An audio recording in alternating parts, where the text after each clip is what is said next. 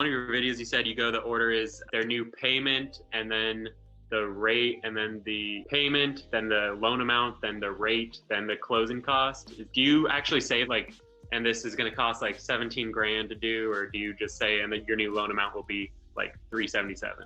Do you actually Correct, say yeah.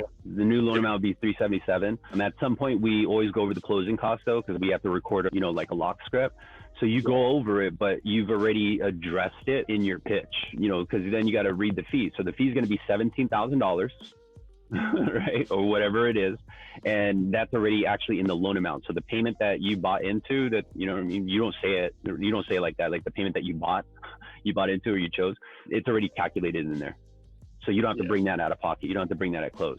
And that's really what they're worried about. Okay, cool. I've got to pay that out of pocket. Because they're still just sold on the destination. They're still sold on what that does for them ultimately. But I think what you're talking about is the sequence of the pitch. So the traditional sequence of the pitch is, here's the price, here's the benefit, and here's the logistics, right? So instead, you just flip it. So you start off with the benefit, and this is where it's like, hey, Nick, I got an idea I want to run by you. Now you frame them with the pain first, right? But then you hit them with the benefit. So like, my idea was, why don't we do this and benefit, right? Mm-hmm. Now, then you go over the logistics and then the price.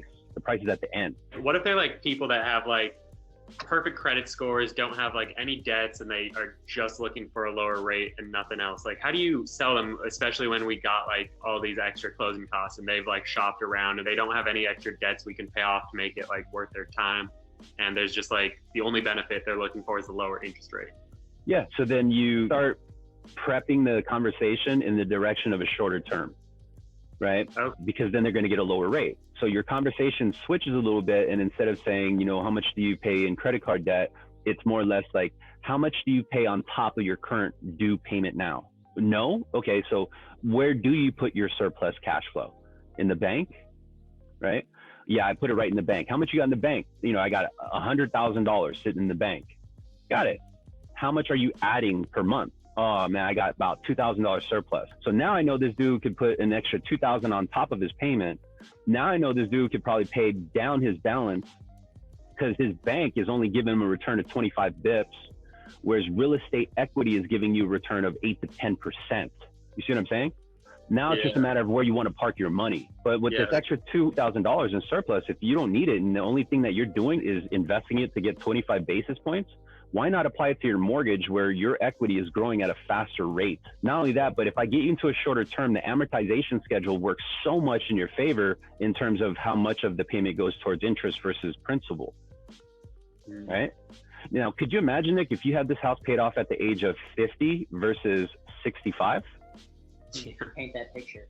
Yeah, hell yeah. Yeah. In a society where most retired homeowners now work at Walmart, right? Or Costco. Could you imagine if you could simply retire because you don't have a mortgage? 15 years before you retire. Now you're selling a destination, right? I could put in front of you $28,000 in closing costs. You don't give a fuck.